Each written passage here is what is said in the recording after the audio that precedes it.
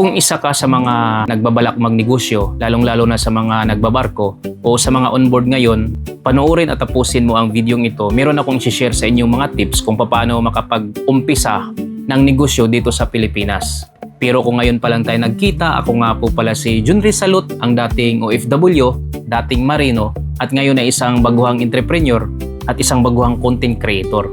Pero ito muna yung kwento. Bago tayo nakapagtrabaho sa barko, nag-self-supporting muna tayo, nakapag-aral tayo ng kolehiyo dahil nga sa hindi tayo kayang tustusan ng mga magulang natin sa pagpaaral ng kolehiyo at may nagpaaral sa atin at nakapagtapos tayo ng kolehiyo. 4 na taon tayong nag-aral bilang isang Hotel and Restaurant Tourism Management. After tayo makapagtapos ng kolehiyo, nagtrabaho muna tayo ng part-time sa BGR o Biliran Garden Resort nung araw. At after ilang months, nag-resign tayo, lumuwas tayo ng Maynila. At doon sa Maynila, nagtrabaho muna tayo sa Chowking. So almost 1 year tayong nagtrabaho sa Chowking. So marami din tayong dinaanan na mga struggle sa pagtatrabaho natin sa mga pinasukan nating kumpanya. At after noon sa Chowking, ang pinangarap ko lang naman noon dati ay makapag-barko ako ng ibang bansa. So ngayon, nagkaroon ng opportunity na nag-apply tayo sa Super Ferry at natanggap tayo at nag-resign naman tayo sa Chowking. Ang purpose ko noon ay makapag-experience na matatakan yung Seaman's Book natin, magkaroon tayo ng experience at makapag-apply na rin tayo sa ibang bansa o international. So yun nga, at dahil meron na tayong experience, almost 1 year tayong nagtrabaho sa Super Ferry. Pero palipat-lipat ng barko sa Super Ferry dahil ang sistema nila doon ay pagka ilang months, ililipat na naman kayo sa ibang barko. After ilang months na naman, ililipat na naman. So almost naka-5 barko tayo doon sa Super Ferry. So palipat-lipat tayo. Ngayon, after 1 year na nating may experience na sa pagbabarko, after tayo makapag-experience dito sa Super Ferry or sa domestic, yun nga, tinulungan tayong makapag-ibang bansa o makapag-international sa kumpanya ng tsuhin ko. Yung tsuhin ko rin ang tumulong sa akin, nag-request sa kanyang kumpanya na i-hire tayo doon sa kumpanya nila. At dahil sa kompleto tayo ng experience at madali tayong natanggap. Pagkatapos nating i-comply yung mga requirements, yun nga, nakapagsampa kaagad tayo. Nasa mga almost 3 months lang nating compliance sa opisina na ina-apply natin international, ay nakasampa kaagad tayo. Ang kagandahan doon sa kumpanya na pinasukan ko ay pinakuha kaagad tayo ng US visa. At ang advantage pagka meron kang US visa ay anytime na mag-divert yung route ng barko na sinasakyan natin na walang US, pagka halimbawang nagkataon na bigla ang magkaroon ng US, hindi tayo pauuwiin kahit hindi pa tayo tapos sa kontrata. Kasi may tendency kasi na pagka may biyahe tayong Amerika at wala tayong US visa at biglang bumiyahe ang barko doon sa Amerika, may posibilidad na pauwiin tayo o pakuhanin tayo ng US visa. So yun, bilang isang seafarer, at habang tumatagal ako sa pagbarko, pabalik-balik ako sa kumpanya namin, nakailang kontrata na ako, hindi talaga ganun kadali ang magtrabaho sa barko. Kahit anong klaseng posisyon, maging pinakamababang posisyon ka man, hanggang sa pinakamataas na posisyon, hindi siya ganun kadali. Ang kagandahan lang sa pagtatrabaho sa barko ay malaki talaga ang kinikita. Malaki ang sahod kumpara sa mga nagtrabaho dito sa lupa. At yun, para sa mga OFW o sa mga kabaro ko na nasa barko ngayon o sa mga nakakapanood na mga kabaro ko sa video ko na to, unang tips na maibibigay ko sa inyo para makapag-umpisa din kayong magnegosyo o kung gusto nyong magnegosyo, unang-una, kailangan meron tayong disiplina pagdating sa pera. Kung hindi maiwasan, meron talaga tayong bisyo, kailangan marunong tayong humawak o meron tayong disiplina sa pag-manage ng ating pera. Ang ginagawa ko kasi dati sa barko, pagka nakatanggap o pagka nakapagsahod na ako, lahat ng income ko, kino-compute ko na yan. Kung tinatabi ko kung para saan ito, meron akong limitasyon na ginagawa. So yun ang hindi nila alam nung araw. Kaya kung bakit ako ganun kahigpit sa pera, pagdating sa pera. Normal na gumagastos tayo pag uwi sa lugar natin. Pero kailangan natin talagang meron tayong limitasyon. Huwag tayong waldas ng waldas sa pera dahil pagka naubusan tayo, ang problema kung saan tayo makautang, magkandarapan na naman tayo kung saan tayo makautang at wala tayong tulad sa akin, wala akong ibang mahiraman, wala tayong ibang mautangan, kailangan maghigpit talaga tayo. Pangalawang tips ko din sa inyo, sa lalong-lalo na sa mga baguhan, pagka oras ng mga pahinga, oras ng pahinga nyo sa barko, meron kayong recreation room. Kadalasan doon tumatambay yung mga kabaro natin, yung mga kasama natin sa trabaho, nanonood, at kung minsan kukwentuhan. At sa mga baguhan, meron talaga kayong mga kasama dyan sa barko na matatagal na. Yung iba may mga negosyo na. Ang ginagawa ko din nung araw, pinupulot ko lahat ng mga tips o mga advices ng mga nakakatanda sa akin. Tinatandaan ko lahat ng mga sinasabi nila, nakikinig ako sa mga kwento nila pagdating sa negosyo, pagdating sa sistema ng pera, pagdating sa sistema ng pamilya, nakikinig ako. At pag uwi ko ng kabina, meron akong listahan doon sa kabina, maliit na notebook, sinusulat ko lahat ng mga napupulot kong aral doon sa mga kasama ko. At iniipon ko yun sa buong kontrata ko. Sinusulat ko yan. Yan yung isa sa pinaka-basic na ginagawa ko kasi nagbabalak na talaga akong mag-negosyo nung araw. Pinaplano ko na siya at napakalaking halaga at napakalaking tulong ng mga kasama ko. Lahat naman ng mga kasama natin sa barko pagka nagtanong tayo kung nagpapaturo tayo, tuturuan tayo niyan basta ayon lang sa kabutihan natin. So tutulong sila. Tuturuan ka talaga ng mga kasama mo. Sumunod na tips para makapag-umpisa ka ng negosyo, kung gusto mo talagang magnegosyo ay maglaan ka talaga ng pira na pang negosyo mo. Kumbaga, himay-himayin mo yung pira mo na may iipunin ka ng pang-start up ng negosyo mo.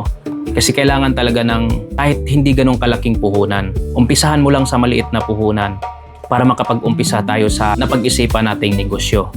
At sumunod na tips, kung gusto mo talagang magkaroon ng sariling negosyo dito sa Pilipinas, pagka-uwi mo at pagkabakasyon mo, huwag kang waldas sa pera. Alalahanin mo na meron kang pinaplano in the long run, in the future. Meron kang pinaplano na balang araw, pagka gusto mo nang i-put up yung negosyo mo, meron kang pira na pang-umpisa doon sa naisipan mong o pinaplanuhan mong negosyo. Huwag na huwag mong i-gastos yung pira. Yung iniipon mong pira na pang negosyo ay wag na wag mong igastos sa ibang bagay na hindi naman doon nakatalaga tong pira na to. At sumunod na tips mga kabaro, kung talagang gusto nyong magnegosyo, umpisahan nyo ng mag-asawa o pagtulungan nyo ng asawa mo. Kung walang trabaho yung asawa mo o kung nasa bahay lang yung misis mo, pwede kayong magtulungan kung ano yung magandang i-put up na negosyo. Yun ang magiging pinaka-startup nyo. Umpisahan nyo talagang magnegosyo. Kasi kung hindi nyo siya uumpisahan, panay lang plano, walang mangyayari. Kaya kailangan meron kayong isa sa inyo na mag-manage sa negosyo. Huwag nyo munang ipadala sa ibang tao o kahit nino man kung wala pa kayong nabuong sistema. Kasi yan yung isa sa dahilan. Kaya kadalasan sa mga negosyo na bumabagsak o nalulugi, kasi kung minsan pinapadala natin sa ibang tao o pinapamanage natin sa ibang tao na wala pa tayong nabuong sistema. Meron akong kakilalang kasabayan kong magkaroon ng negosyo. Meron siyang in-establish na almost 3 negosyo na pinagsabay dito sa probinsya namin sa Naval. At yun nga, halos sabay kaming magbukas ng negosyo namin. Pinahawak niya lang sa iba't ibang mga tao o sa mga kakilala niya, sa mga kaibigan niya, at wala siyang nabuong sistema. Hindi rin talaga siya nagtagal hanggang sa unti-unting nagsara yung kanyang mga negosyo. Hanggang sa nawala na yung lahat ng negosyo niya, nagsara lahat. So yun ang pinaka-importante talaga sa pagnegosyo. Bago natin ito bitawan, kailangan magkaroon tayo ng sariling sistema na kahit hanggat wala tayo sa negosyo natin, kahit iniiwan natin siya ng 1 o 2 linggo, ay tumatakbo pa rin yung negosyo natin. Yun ang buuin nating sistema na dapat meron ng isang negosyo. At huling tips ko sa inyo mga kabaro, kung halimbawang pareha kayong dalawa ni misis mo o nung asawa mo o nung husband mo, merong kanya-kanyang trabaho. Kung meron kayong naisipang negosyo, huwag munang huminto yung isa sa inyo sa pagtatrabaho. Kasi yung negosyo sa umpisa hindi talaga kikita yan. Andyan dyan yung struggle, andyan dyan yung pagkalugi sa una, pangalawang taon. So yan yung learning stage natin sa pagnegosyo.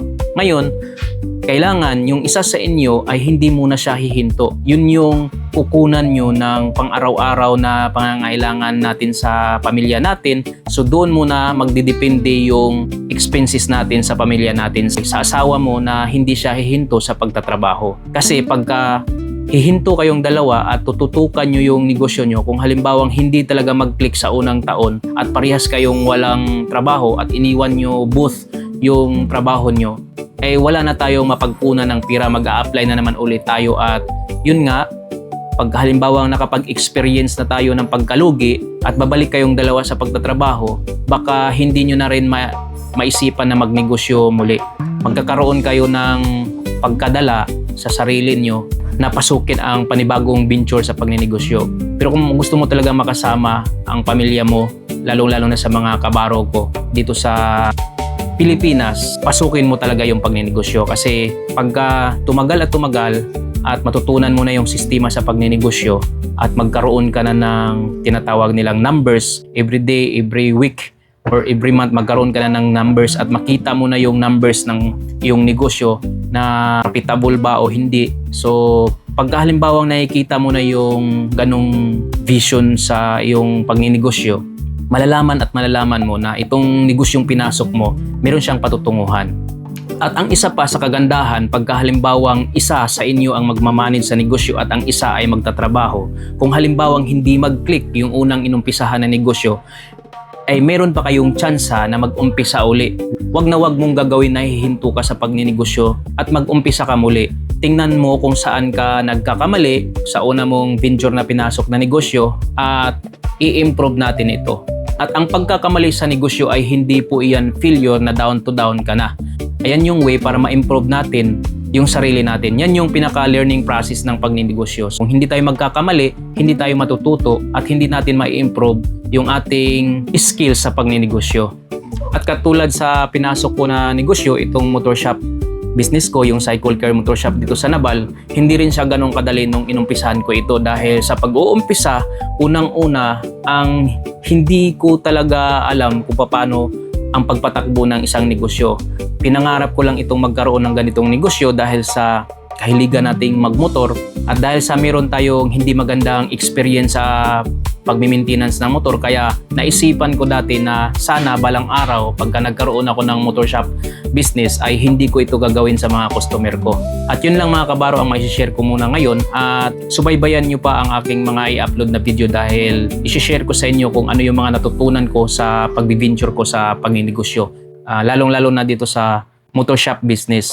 Kung isa ka sa mga nagbabalak magtayo ng ganitong sistemang negosyo o ganitong klaseng negosyo, i-comment mo lang down sa comment section or i-message mo ako sa Facebook ko or sa Messenger ko. At hanggang kaya nating sagutan yan, sasagutan natin yan. O share natin yung mga learning natin dahil nakuha natin itong libre yung natutunan natin sa pagninegosyo, sa pag-aaral natin sa negosyo, i-share din natin ito ng libre. At ang lagi kong masasabi sa inyo mga kabaro, kailangan magiging financial literate tayo. Pag-aralan natin kung paano natin i-manage yung income natin dahil ang pag-iipon ng pera o pagkakaroon ng wealth ay wala yan sa laki ng income mo. Nasa laki ng iniipon mo yan. So kung marunong ka sa pera, marunong kang mag-manage sa pera, marunong kang mag-handle sa pera, tiyak na makakapag-ipon ka. Kaya wag mong baliwalain kung ang posisyon mo sa barko ay ikaw yung pinakamababang posisyon at ikaw yung may pinakamababang sahod sa barko. Dahil kahit ikaw pa yung pinakamataas na sumahod sa barko o may sahod sa barko, kung hindi ka marunong sa pagdating sa paghawak ng pera o sa pag-handle ng pera, wala ring patutunguhan yung kinikita mo buwan-buwan. Kahit milyon-milyon pa ang income mo, kung hindi ka marunong mag-handle sa pera mo, walang kwenta. Pero kahit gaano pa kaliit yung income mo, kung magaling ka sa pagdating sa pera, magaling kang mag-handle sa pera, tiyak na lalago yan. Lalong-lalo na pagka inumpisahan mong magkaroon ng negosyo, ng sariling negosyo. Kung marunong ka talagang magpalago ng negosyo, kahit gaano man kaliit meron ka o kahit zero ka man, kikita ka balang araw. So yun lang muna guys sa video ko na to at abang-abangan nyo yung iba ko pang mga video na i-upload ko dito na mapupulutan nyo ng aral bilang isang marino na dati ring nagbabarko at ngayon ay meron na akong 6 years na experience sa pagninegosyo.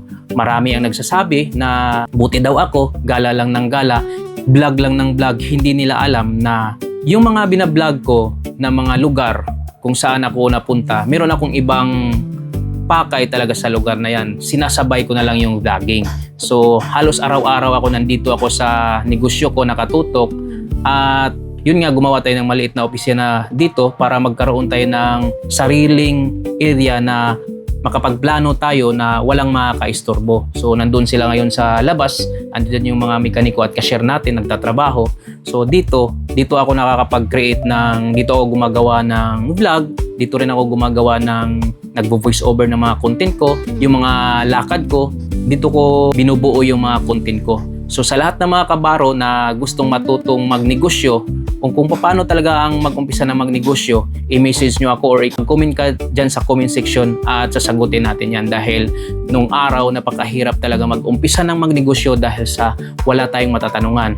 Kaya ngayon, maswerte kayo dahil marami ng mga kabataan na nag-umpisa na magnegosyo at nag-success na rin. Huwag kang mahiyang magtanong kung paano mag-umpisa na magnegosyo lalo na kung OFW ka o seaman ka. Kung may plano ka talagang magnegosyo dito sa Pilipinas. So yun lang muna guys, one shot, one frame. See you next time. Brum brum. Bye!